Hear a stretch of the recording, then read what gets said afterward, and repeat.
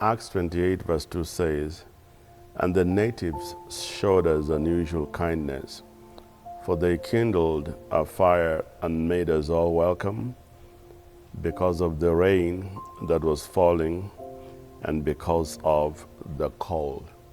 Hospitality is a vital kingdom virtue. Sometimes when we hear the word hospitality, we think it's just something, a social thing that the world needs. But the kingdom of God is also recognizes the issue of hospitality. And at the core of hospitality, it simply means making people feel welcome in any way, whatever it is, just making people feel welcome. It may be when they come to church or you meet people for the first time. And we see this depicted in the life of Paul. After surviving the storm and shipwreck, Paul and his companions, they landed on an island called Malta. It was very cold, it was during winter, and it was wet, and they were weary. And in that vulnerable moment, Luke records something remarkable. The natives showed us unusual kindness. The natives, people they've never met, but these people were people that had the culture of hospitality. Hospitality is more than just sharing food or opening our homes. It is extending that warmth, that acceptance, that love, especially to people in need. It is that time when somebody's in need that is when we extend our warmth and welcome, that they will see the Christ in us.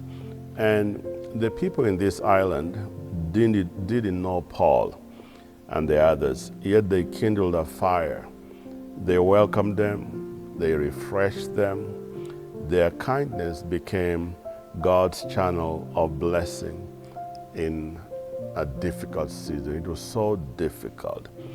And in essence, this is the meaning of Christian hospitality. It is creating space where others feel seen. It's creating space where others feel valued and at home, and they feel welcome, especially in our churches. When we have members who are of the culture of hospitality, then when people come in, they feel welcome. And true hospitality doesn't just mean meeting needs. It's communicating love, because you can meet somebody who is very rich, but when you extend hospitality, it means you're communicating love and making them welcome. And it is blessings. We have stories of people in the Bible that their lives were changed and blessed because of hospitality. Abram welcomed 3 strangers and ended up hosting angels.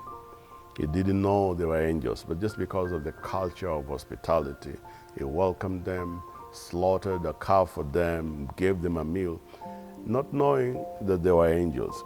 The widow of Zarephath received Elijah, and she sustained Elijah during famine, and her life was changed because she made a man of God welcome. Lydia opened her home to Paul, making it a base for the gospel, and God blessed Lydia. She was one of the rich women of our time. The Shunammite woman prepared a room for Elisha, and her home became a place of divine visitation. And the list can go on and on and on. But in each case, you see that the blessing flows both ways. The guest is cared for, and then the host receives God's favor. So when we have the culture of hospitality, we bless people, but also we are opening our lives to receive God's favor. Today, our hospitality still carries the same power. You know, it may be a meal, a visit, or just listening ear, just listening to somebody, or it may be a practical help, reflecting God's love. In both ways, we are opening ourselves to receive God's favor and God's blessing. So hospitality has two directions. The receiver is refreshed, valued, and made part of the family. And the giver, you as the giver, you align yourself with God's heart. And because of that, you open your life for God's favor. I want to encourage you that pray and just begin to practice the culture of hospitality. Remember that a simple act of hospitality can end up being a divine encounter unknowingly. Christian hospitality is just unusual kindness, a channel through which God refreshes both you as the giver and the receiver.